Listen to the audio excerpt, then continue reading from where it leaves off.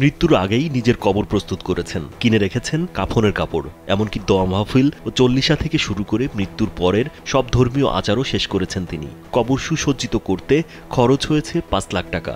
সময় পেলেই যত্ন নেন কবরটির। পরকালের জীবন নিয়ে ভাবছেন সবসময়। দুনিয়া থেকে বিদায়ের প্রস্তুতি সারছেন প্রতিদিনই। বাড়ির পাশেই দীর্ঘ ১৫ বছর ধরে একটু একটু করে ইটের গাঁথুনি আর টাইলস সহ তৈরি করেছেন নিজের কবর। বলছিলাম গাইবান্ধার সদর উপজেলা ভূমি অফিসের ৪র্থ শ্রেণীর কর্মচারী মোহাম্মদ আব্দুল লতিফের কথা। তিনি সদর উপজেলার তুলসীঘাটের খামার পীরগাছা গ্রামের বাসিন্দা। নিজ গ্রামেই বসতবাড়ির ৪% বাগানের মাঝেই নির্মাণ করেছেন এই পাকা কবর। স্যান্ডেলিনা সো, রূপচর্চায় আভিজাত্য। ঢালাই করা ছাদের উপর বানিয়েছেন ছোট বড় ৭টি গম্বুজ। কবরে মরদেহ রাখার স্থানে বর্তমানে বালি ও মাটি দিয়ে ভরাট করা হয়েছে। ফতেহা বলা হয়, চল্লিশা বলা হয়, সম্পূর্ণ সে করেছি। এমন এলাকাবাসী সেটাকে আসলে অ্যাকসেপ্ট করে সবাই খাওয়া দাওয়া করে এটা জানতে পারছি যে আমার চাচা একটা ভালো নিয়ত করছে যে আসলে আমি যে প্রান্তেই মারা যায় না কেন আমাকে যেন এখানে কবর দেওয়া হয়।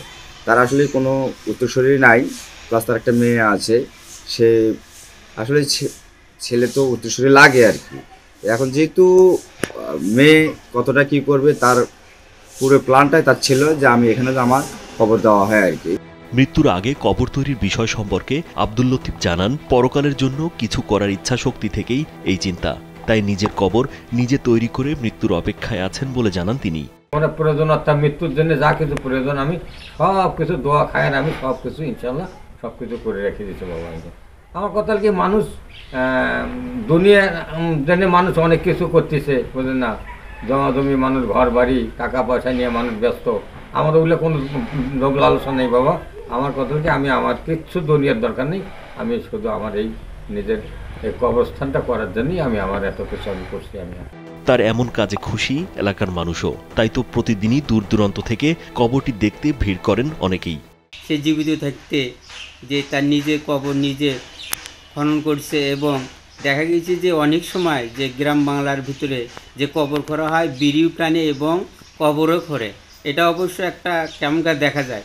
তাই সে হিসাবে ইনশাল্লাহ ভাই নিজের কবর নিজে খনন করছে এবং সে ওখানে দেখাশুনে করতেছে এবং কবরে শয়ন করে দেখতেছে, সে অনুভব করতেছে যে মৃত্যুটা কী রকম আর কি। এটা দেখতেছি দৃশ্য তার ভালো, এটা তো খারাপ দৃশ্য নয়।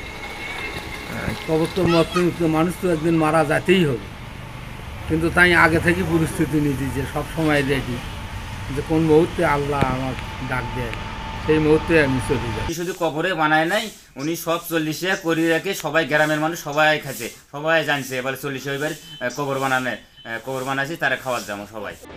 এক কন্যা সন্তানের বাবা মোহাম্মদ আব্দুল লতিফের এই কাজে পুরো এলাকায় বেশ চাঞ্চল্যের সৃষ্টি হয়েছে। রাজীব বিশ্বাস, কালবেলা।